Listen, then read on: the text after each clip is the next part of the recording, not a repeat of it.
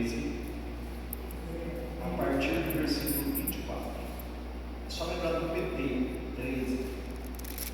Cara feia de fazer o quê? Vamos lá. Mateus 13, 24.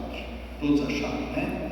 Diz assim: outra parábola lhes propôs, dizendo: o reino dos céus é semelhante a um homem que semeou boa semente no seu campo. Mas enquanto os homens dormiam, veio o inimigo dele, semeou o joio no meio do trigo e retirou-se. E quando a erva cresceu e produziu fruto, apareceu também o joio. Então, vindo os servos do dono da casa, lhe disseram: Senhor, não semeaste boa semente no teu campo? De onde vem, pois, o joio? Ele, porém, lhe respondeu: o inimigo fez isto. Mas os servos lhe perguntaram: queres que vamos e arranquemos o joio? Não, replicou ele, para que, ao separar o joio, não arranqueis também com ele o trigo. Deixai-os crescer juntos até a colheita, e no tempo da colheita direi aos ceifeiros: ajuntai primeiro o joio, atai-o em feixes, para ser queimado, mas o trigo recolhei no meu celeiro. Aí, queridos, nós vamos para o versículo 36, tá? Por quê?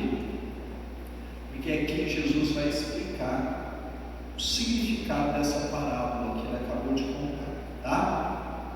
Diz o seguinte: então, despedindo as multidões, foi Jesus para casa, e chegando-se a ele, os seus discípulos disseram: explica-nos a parábola do joio do campo. E ele respondeu: o que semeia a boa semente é o filho do homem, o campo é o mundo, a boa semente são os filhos do reino, o joio são os filhos do maligno. O inimigo que o semeou é o diabo, a ceifa é a consumação do século, e os ceifeiros são os anjos. Pois assim como o joio é colhido e lançado ao fogo, assim será na consumação do século. Mandará o Filho do Homem os seus anjos, que ajuntarão no seu reino todos os escândalos e os que praticam a iniquidade, e os lançarão na fornalha acesa, ali haverá choro e ranger de dentes.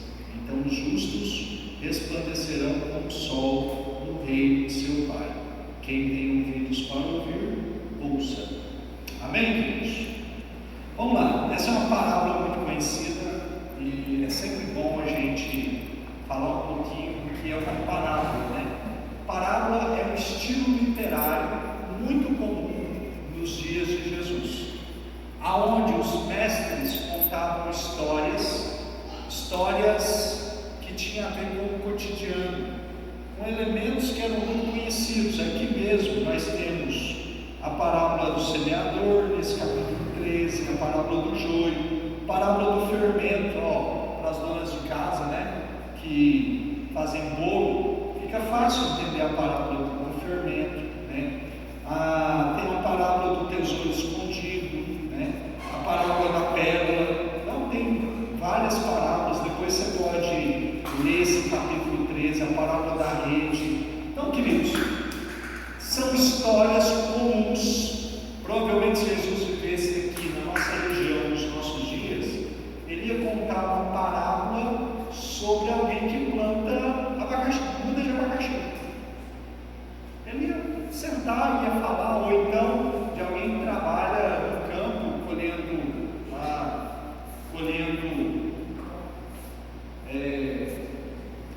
vamos pensar, deixar aí, cana, né?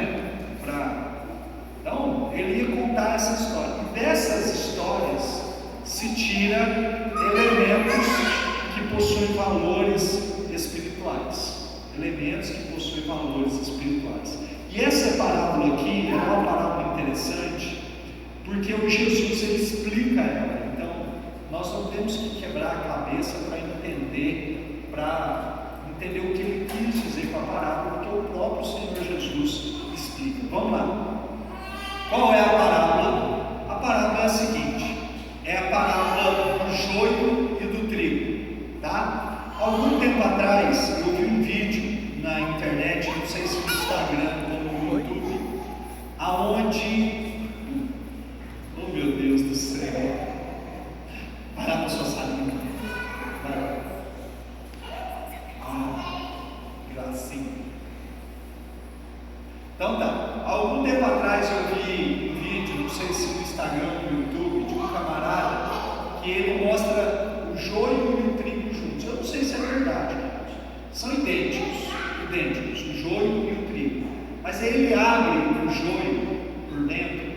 não tem semente. Ele explica, ele fala, olha, é isso que Jesus quis dizer com a parábola, né? Os dois são muito parecidos, só que um produz semente e o outro não.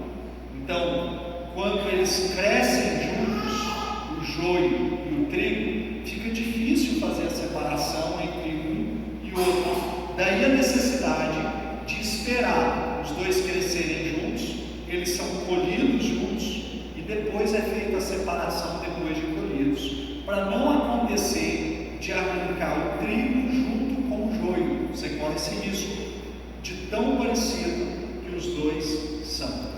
Basicamente a parábola é essa, tá? A parábola é essa. Só que aqui, queridos, tem alguns elementos interessantes, que a parábola diz que o homem do campo plantou o trigo e veio o seu inimigo. A Bíblia não, Jesus não se preocupa em dizer se esse inimigo era um fazendeiro rival ou alguma coisa do tipo, né? Mas veio o seu inimigo e jogou no campo sementes de joio.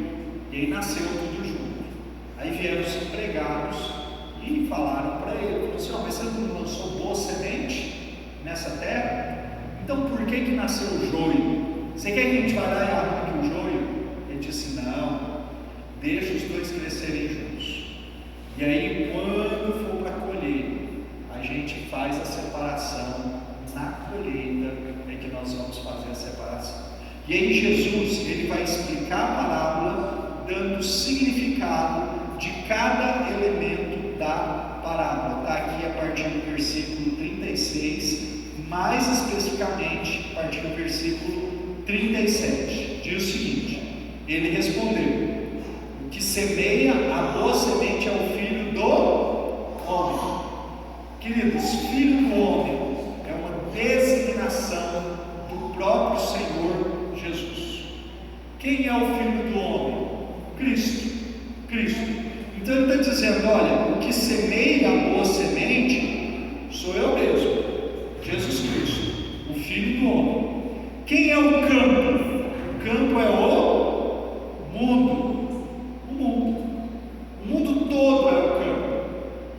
Lembra que Jesus disse, ide por todo o mundo e pregai o evangelho a toda criatura, tá? Então o campo é o mundo. A boa semente é quem? Os filhos do reino. Então boa semente são os crentes. Que crentes são esses? Queridos, crente é aquele que foi lavado e remido pelo sangue de Cristo Jesus. Por que eu estou enfatizando isso? Crente não é necessariamente quem foi batizado, crente não é necessariamente filho de crente, crente não é necessariamente uma pessoa que em algum momento da sua vida professa, não, eu sou presbiteriano, não é não, queridos. Crente é quem assumiu um compromisso de vida com Cristo, porque já foi regenerado pelo sangue de Cristo Jesus, e testemunha Cristo através do seu viver diário, através de um testemunho cristão firme, através de convicções inabaláveis. Esse é o crente, esses são os filhos do reino. Por quê, queridos? Justamente por conta do restante aqui do texto. Ele vai dizer, a boa semente são os filhos do reino, o joio são os filhos do maligno. Vamos completar? Aqui entra a parte complicada, né? O inimigo que semeou é o diabo. A ceifa é a consumação dos séculos, e os ceifeiros são os anjos. Então presta atenção. Então tem filho do diabo. Já viu aquele contexto onde as pessoas estão fazendo coisa errada? Eu já vi isso em novela, em televisão. As pessoas estão fazendo coisa errada e elas falam assim, não, mas eu também sou filho de Deus.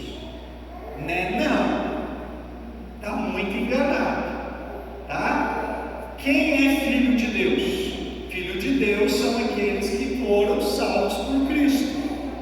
Quem não foi salvo por Cristo é filho do diabo, queridos. Por quê? Jesus disse certa vez o seguinte: vós sois filhos do diabo, porque vocês não têm disposição para obedecer a Deus. Palavra dura, mas essa é a verdade bíblica. Aí a pergunta que surge, já viu essa expressão que diz: todo mundo é filho de Deus? Queridos, deixa eu dizer uma coisa para vocês: filho de Deus é quem obedece a Deus. Deus, Ele tem as suas criaturas nesse mundo, e por causa da sua graça comum, Ele exerce poder para que, Ele coloca limites no ser humano, para que o ser humano não viva o pior da sua degradação moral. Porém, queridos, filho de Deus é todo aquele que está disposto a fazer a sua vontade. E aí, queridos, aí está a grande questão. As pessoas que rejeitam a Cristo são filhos do maligno. Aí ele vai dizer: a ceifa é a consumação dos séculos. Então esse texto aqui é um texto que nós chamamos de escatológico. Vem da palavra escatão, que significa doutrina das últimas coisas. O que significa, queridos? Significa que Jesus está dizendo que haverá um dia em que Cristo Jesus vai voltar e vai ser o encerramento, o fechamento da história como nós a conhecemos. A Bíblia diz que Cristo vai voltar nas nuvens. Aqueles que estiverem vivos, ou melhor, aqueles que já morreram com Cristo, irão ressuscitar, ganharão um corpo incorruptível e irão ao encontro de Cristo primeiramente nas nuvens. Depois aqueles que estiverem vivos subirão também, ganharão um corpo incorruptível, subirão e viverão eternamente com Jesus Cristo. Porém, queridos, aqueles que rejeitaram o Senhor de Cristo sobre suas vidas, eles também ganharão um corpo, porém eles serão lançados nesse lugar que Jesus chama de lago de fogo e enxofre, inferno. Apocalipse chama isso de segunda morte. É aquela morte definitiva, aonde não tem mais esperança, aonde a pessoa não sai dali mais, e ela vai viver eternamente nesse lugar chamado inferno. Que coisa triste, queridos. Para pensar, queridos. Se você tiver uma doença muito grave, pensa numa pessoa que é um doente com câncer terminal. Ele está no estado onde o câncer toma conta de todos os órgãos do seu corpo, vários órgãos do seu corpo. Ele está sofrendo, ele sofre de dor, chega num ponto que tem que dar morfina para ele. E aí, queridos, mas ele sabe que uma hora ou outra esse sofrimento vai ter fim. Pode durar dias, meses, talvez anos, mas uma hora ou outra esse sofrimento, essa dor vai ter fim. Agora para imaginar o inferno, um lugar de tormento, um lugar de sofrimento, aonde vai passar 1 ano, 2 anos, 10 anos, vai passar 1 século, vai passar 2, 3 séculos, 5 séculos, e esse sofrimento não acaba, ele não termina, ele jamais terá fim, porque ali é um destino eterno, queridos, eterno. Se as pessoas conseguissem ponderar e pensar nisso que Jesus está dizendo aqui, queridos, só isso seria suficiente para nós cairmos de joelhos diante de Deus e dizermos para o Senhor Jesus: perdoa os meus pecados, tem misericórdia da minha vida, me ajuda a viver o resto dos meus dias na tua presença, porque eu não quero ir para esse lugar chamado inferno, mas eu quero viver eternamente contigo na vida eterna. Mas sabe o que aconteceu, queridos? Transformar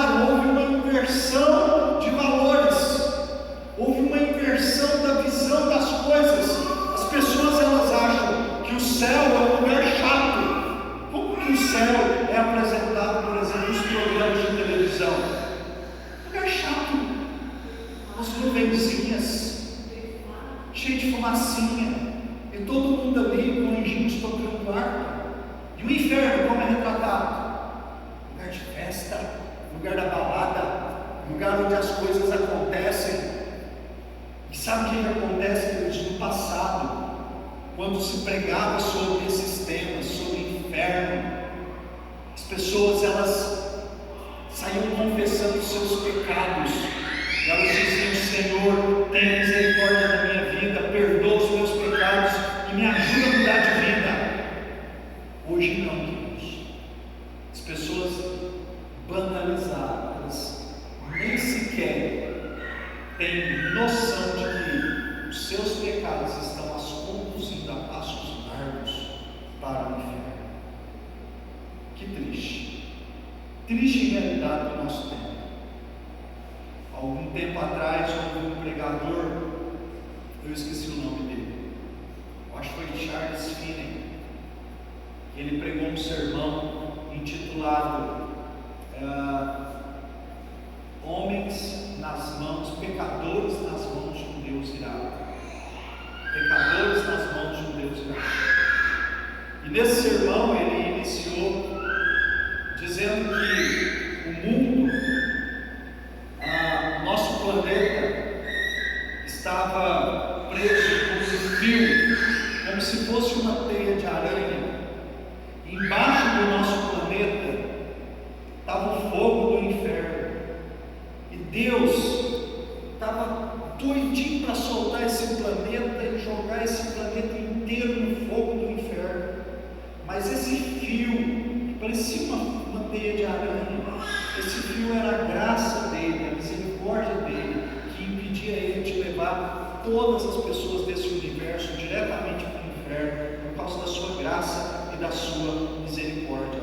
Então ele fala: pecadores nas mãos de um Deus irado. Mas aí sabe o que acontece, queridos? Ao final desse sermão, as pessoas estavam apavoradas, desesperadas, sedentas por uma consagração de suas vidas ao senhorio de Cristo, porque elas entenderam que brevemente elas iriam ao encontro de Cristo, brevemente Cristo haveria de voltar, ou elas haveriam de morrer, e a situação delas diante de Deus era uma situação extremamente triste. Então elas se converteram, se arrependeram dos seus pecados e consagraram as suas vidas ao Senhor Jesus. E hoje, queridos, hoje as pessoas não acreditam que os seus pecados as afastam de Deus. O pecado é um problema para a vida delas. Elas não acreditam e não creem na realidade do inferno e nem mesmo de vida eterna. Chega para os jovens hoje e fala: escuta, você não tem medo de morrer daqui a pouco e de ter um encontro com Deus? Como que vai ser isso? Eles não estão nem aí para isso, queridos. A grande verdade é que a nossa sociedade perdeu a noção da eternidade.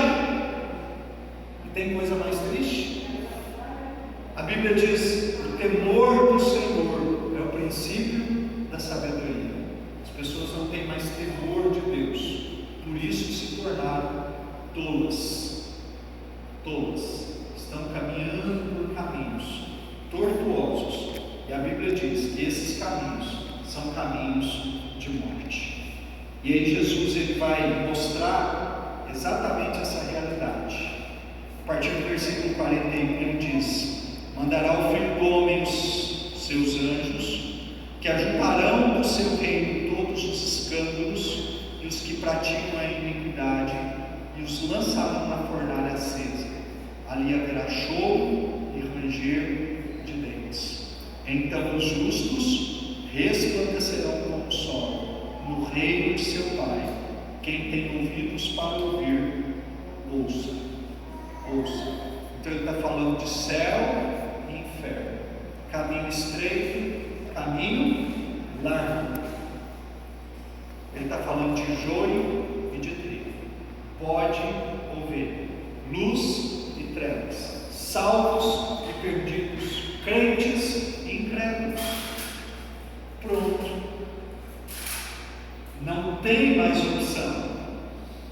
Crentes irão viver eternamente com Cristo, e eles irão resplandecer como o sol no meio-dia, E aqueles que são incrédulos, aqueles que praticam escândalos e que praticam iniquidade, serão lançados num lugar de choro e ranger de dentes. É isso que Jesus está dizendo aqui. Agora, queridos, vamos fazer algumas aplicações para as nossas vidas. Primeiro, ele disse que o joio e o trigo vão crescer juntos. O que Jesus está dizendo aqui? Jesus está dizendo o seguinte, queridos, que nós não temos como sempre enxergar quem é verdadeiramente crente e quem não é. Concorda comigo? Então aqui a gente precisa entender uma coisa: igreja, tem gente salva e tem gente não salva. Ainda que tenha pessoas que professem com a boca, mas é possível essas pessoas estarem com o coração completamente longe de Deus. Quando a igreja vem os escândalos, a igreja pode exercer disciplina. Mas, queridos, quem conhece o coração das pessoas é quem? De forma profunda, é Deus. Então deixa eu trazer algumas questões aqui para vocês, irmãos. Primeiro, não existe igreja perfeita. Se os próprios crentes, presta atenção nisso, são problemáticos, o próprio trigo é problemático. Imagina o joio. Imagina o joio que está no meio do trigo, vai dar problema. Por que eu estou dizendo isso? Porque é comum a gente ouvir pessoas dizendo assim: vou para a igreja. Não, tem gente lá pior que eu. Tem mesmo, Deus. Não tem a menor dúvida disso. E vai continuar assim até a consumação dos séculos. Porque quem vai fazer essa separação de fato e de verdade é quem? O próprio Senhor Jesus. O próprio Senhor Jesus. Pode falar. Pastor, como que a gente pode entender que o Senhor já nos separou antes da fundação? Vamos lá, te respondo. Primeiro, vida de obediência a Cristo, desejo por obedecer a Cristo, tá? Primeira coisa. Segundo, clareza espiritual da revelação da Escritura. É quando você lê a Bíblia e a Bíblia fala ao seu coração e você tem uma compreensão clara do plano de salvação de Cristo Jesus sobre sua vida. Terceiro, prazer na comunhão dos santos. Prazer na comunhão dos santos é uma marca de uma pessoa que já foi salva e foi eleita para a nação do mundo, tá? Ou seja, eu tenho compromisso com a igreja, eu amo a igreja e eu tenho desejo de estar tanto trabalhando no reino como desejo de viver vida com Deus junto com os meus irmãos. Quarto, compromisso de santidade e fuga do pecado, tá? Então, uma pessoa que é eleita, salva, realmente regenerada, ela peca, mas ela não tem prazer. Se ela está vivendo algo que é errado diante de Deus, ela vai ter peso na consciência e ela vai lutar por colocar a sua vida em ordem. Ela não vai. Pecado tira o sono, pecado traz angústia. Pecado, como disse Davi, ele se sentia sujo lá no Salmo 51. Por isso ele fala: lava-me da minha iniquidade. Entendeu? Então, outra coisa, desejo pelos meios de graça, leitura da Bíblia, oração, comunhão, como eu já falei aqui, sabe? Tudo isso que eu estou te dizendo aqui é característica de uma pessoa que já foi salva verdadeiramente por Cristo Jesus. Outra coisa, fé inabalável. Fé inabalável. Não, crente que foi salvo por Cristo Jesus não retrocede.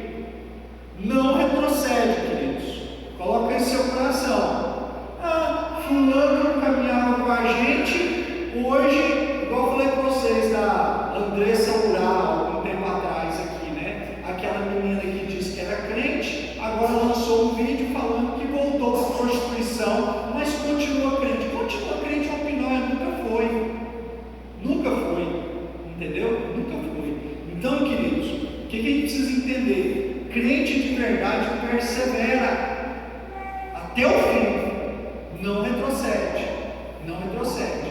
Pode até ter seus momentos de crise, mas nunca abandonará definitivamente a sua fé no Senhor Jesus. Então, junte isso tudo que eu falei, e aí você vai perceber, assim, não, eu sou salvo de verdade, porque eu não estou fugindo do pecado, eu leio a Bíblia, eu oro, eu tenho prazer na comunhão dos santos, que é estar na igreja, procuro me comprometer com a igreja, com o reino, com o trabalho de Cristo Jesus, ainda que com limitações, mas eu estou firme lá, entendeu? É isso. Basicamente, essas são marcas de uma pessoa verdadeiramente salva e que mostra alguém que foi eleito antes da fundação. Ficou claro? Amém? Amém. Que bênção, né? Queridos, para a gente encerrar, tá? O joio e o trigo vão caminhar juntos muitas vezes. Vão caminhar juntos. Às vezes por um tempo, às vezes por um tempo maior. Igreja tem disso. Então, se algum dia alguém disser para você: não vou na igreja porque lá tem fulano, beltrano, ciclano, fala assim: olha, joio e trigo caminham juntos. Eu não sei quem é joio e quem é trigo, mas eu sei de uma coisa: não existe igreja perfeita, porque lá dentro tem pessoas imperfeitas procurando melhorar a cada dia, porque estão procurando santificar suas vidas na presença do Senhor Jesus. Outra coisa, queridos, vai ter julgamento.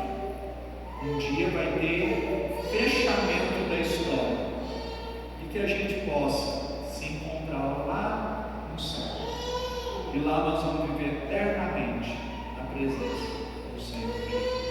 Amém? Que Deus abençoe, que Deus te edifique cada vez mais e acrescente cada vez mais na sua vida. Vamos orar? Fechar os nossos olhos. Pai, eu quero te agradecer por tua palavra.